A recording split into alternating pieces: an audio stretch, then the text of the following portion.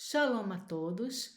Eu quero começar agradecendo os comentários. Tem sido bem interessante, porque quanto mais vocês comentam, mais o YouTube distribui o vídeo para outras pessoas. Então, eu quero pedir que vocês continuem comentando para que o canal alcance mais pessoas interessadas nesse tema tão específico, que é a leitura da Torá feita por um judeu para judeus.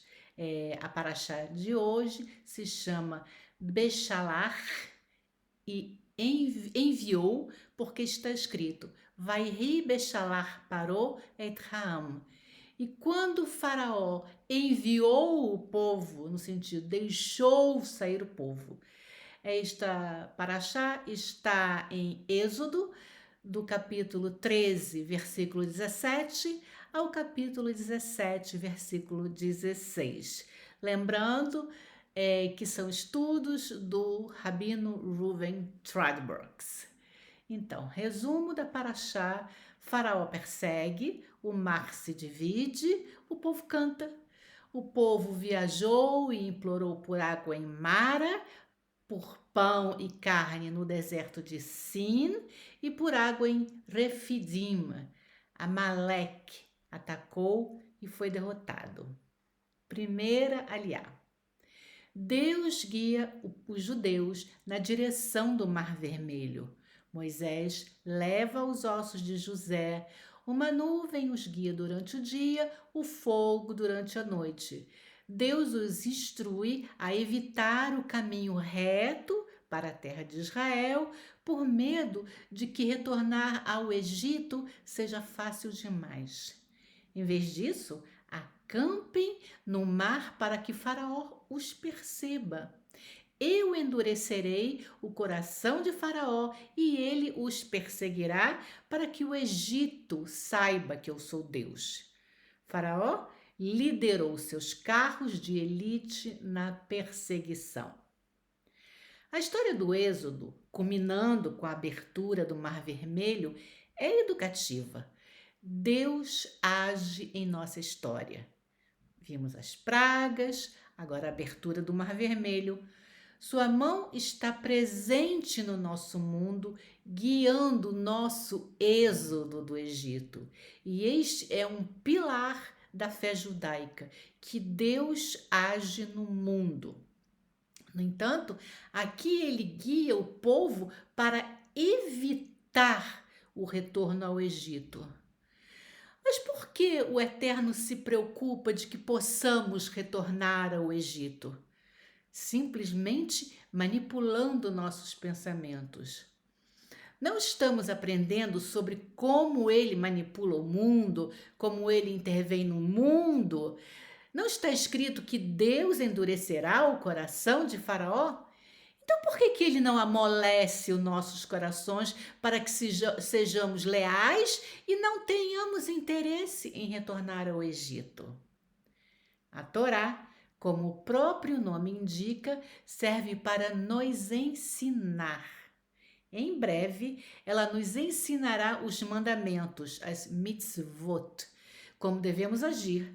Mas ela também nos ensina a crer, e em particular, o mais espinhoso dos mistérios teológicos: como Deus age neste mundo e como ele não age. Vemos sua mão no êxodo do Egito, na abertura do mar, mas por outro lado, onde estava ele nos anos de sofrimento no Egito? E por que ele não nos impede de querer voltar para o Egito? Temos que ler essa história com os olhos bem abertos, com dois olhos, para ver onde o Eterno intervém. E para ver também onde ele não intervém. Embora acreditemos na sua intervenção em nosso mundo, essa crença não é fácil, ingênua, como se soubéssemos exatamente quando ele vai intervir. Tudo que podemos dizer é que às vezes ele intervém e às vezes não. Por quê e quando? Isso está além da nossa compreensão. Segunda aliá, quando o exército de Faraó se aproxima, o povo fica com medo. Eles clamam a Deus e dizem a Moisés: Por que nos tiraste do Egito para morrermos no deserto? Preferiríamos ter sido escravos no Egito a morrer no deserto. Moisés lhes diz para não temerem, pois estão prestes a presenciar a redenção do Eterno. Aqui, o foco da Torá muda drasticamente. Houve 4 personagens principais nessa história até agora: o Eterno, Moisés, Faraó e o povo judeu. Mas um deles esteve completamente ausente da narrativa: o povo judeu. Em toda a história das 10 pragas, não ouvimos uma única palavra do povo judeu. A figura central era o Eterno. O povo judeu esteve completamente fora de cena. O que é perfeitamente compreensível, pois as pragas servem para nos ensinar sobre o domínio de Deus sobre o mundo.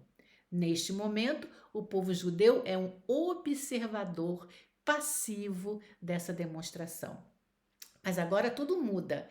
Agora ouvimos sobre as suas lutas, suas preocupações, seus receios. O foco agora está no povo judeu. Eles estão assustados e inseguros. E este é o ponto. Enquanto com um olho vemos a mão do Eterno nos elementos da natureza, com o outro vemos a falta de intervenção em nossas ações. Isso quer dizer o quê? Quer dizer que o povo judeu é livre para se preocupar, para se afligir, para ter medo. Que poderosa lição teológica, tão belamente interligada. O envolvimento dramático de Deus no mundo, por um lado, e o seu recuo, igualmente dramático, permitindo que as pessoas sejam pessoas, pensando livremente, exercendo o seu livre-arbítrio, preocupando-se, afligindo-se e temendo. Terceira aliá. Deus instrui Moisés a levantar a mão para que o mar se divida e informa que ele endurecerá o coração do Egito para ser glorificado por meio de Faraó e sua comitiva. E o Egito saberá que eu sou Deus. Moisés assim fez, o povo entrou na terra seca no mar, com as águas como paredes em ambos os lados, e os egípcios os seguiram, pela manhã ficaram presos no mar. A abertura do mar renova o tema da água como símbolo de começos. A água esteve presente na criação, no berço de Moisés, no rio e agora? Início do mundo, início do êxodo e agora o início da vida nacional judaica. Nós também aprendemos na Parashá Noach que o dilúvio foi o recomeço da criação. Quarta aliá, a água retornou e afogou todos os egípcios. O povo judeu viu os egípcios mortos, viu a mão de Deus, temeu a Deus, crendo nele e em Moisés. Moisés e o povo cantam As Ashira, As e Ashira. Cantarei a Deus, minha força, meu Salvador, meu Deus. Ele é guerreiro, tua mão é poderosa, tua mão vence os inimigos, as nações o temerão. Deus reinará para sempre. Miriam liderou as mulheres no cântico e Moisés conduziu o povo ao deserto de Mara. O povo reclamou de água, Deus instruiu Moisés e jogou lenha para adoçar a água. No grande cântico junto ao mar, liberamos emoção. O povo canta. A redenção divina exige uma resposta humana. Nós, almas sensíveis, devemos ser movidos ao canto quando a mão divina se manifesta tão poderosamente. Em nossas orações diárias, até hoje, mencionamos essa shirá, este cântico. As pessoas são movidas a cantar quando abençoadas com a redenção. Aqui encontramos alegria, gratidão, euforia e fé. E enquanto todo o povo cantava com Moisés, a canção era curiosamente na primeira pessoa do singular. Eu canto, minha força. Isso é pessoal, individual. Meu, não nosso. Todos nós cantamos a canção do mar, ainda assim no singular. Meu Deus me salvou. Quintalha. Eles marcharam para o deserto de Sin e reclamaram: Ah, se tivéssemos ficado no Egito com abundância de pão e de carne. O maná foi providenciado pela manhã. Juntem o suficiente para um dia, na sexta-feira juntem para 2 dias. E Deus apareceu em uma nuvem. Não demorou muito para que as reclamações começassem. Na verdade, essa paraxá tem mais história de reclamação e confronto do que qualquer outra paraxá em toda a Torá. Há 4 histórias de queixas e 2 histórias de incredulidade. O medo do mar, a falta de água em Mara, a falta de carne ou pão no deserto e a falta de água novamente em Rifidim. E a incredulidade ao tentar guardar o maná para o dia seguinte e tentar guardar para o Shabat. Que contradição! Na paraxá da maior expressão de intervenção de Deus nesse mundo, a abertura do mar e a salvação do povo, nesta mesma paraxá encontramos o maior número de queixas e reclamações de toda a Torá. E um paradoxo adicional, logo após o sublime cântico em primeira pessoa da nossa gratidão a Ele por tudo que Ele fez. Agora, as queixas são justificadas. Falta água, falta comida. Mas mesmo assim, as queixas são notáveis. Pode ser que a Torá esteja deliberadamente destacando a natureza mundana e prosaica do homem em nítido contraste com a elevada e nobre conquista da profecia no mar. Nós não somos anjos, somos humanos. Os seres humanos podem ser majestosos, elevados, seres sagrados, mas humanos continuamos sendo. A história da Torá não é uma história de mito, de pessoas angelicais, de perfeição. Não, é uma história real de pessoas reais. Sua grandeza e sua prosaica e mundana mesquinharia. Sexta-lha. A carne virá à tarde.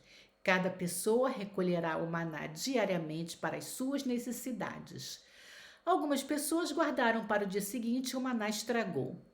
E algumas foram recolher no Shabat e Deus perguntou: Mas até quando vocês resistirão a cumprir os meus mandamentos? Deus lhes deu o Shabat, portanto, lhe dará o dobro na sexta-feira. Arão separou uma porção do maná para conservar para as futuras gerações. E o povo judeu comeu o maná por 40 anos. O maná é uma lição sobre o envolvimento de Deus no nosso mundo. Ele está envolvido não apenas no milagroso, no dramático, na abertura do mar, mas ele também está envolvido nas divagações prosaicas do homem, na nossa comida. No entanto, novamente, precisamos observar não apenas o que é dito, mas também o que não é. Ele proveu o maná, mas ele não interveio para impedir que o homem sentisse fome. A Torá nos ensina seus caminhos, mas em linhas gerais. Ela não desvenda todos os mistérios de quando o Eterno intervém. Ele intervém, sim. Quando ele intervém, isso permanece um mistério. O Shabat precede a entrega da Torá. A mitzvah do Shabat é o 4º dos 10 mandamentos. Contudo, já aqui, antes do Monte Sinai, está a noção do Shabat.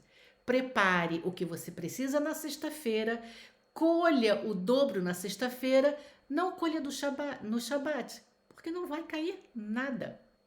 7ª aliyá. Não havia água em Refidim. O povo reclamou, Moisés também reclamou. Moisés recebeu a ordem de golpear a rocha e a água brotou.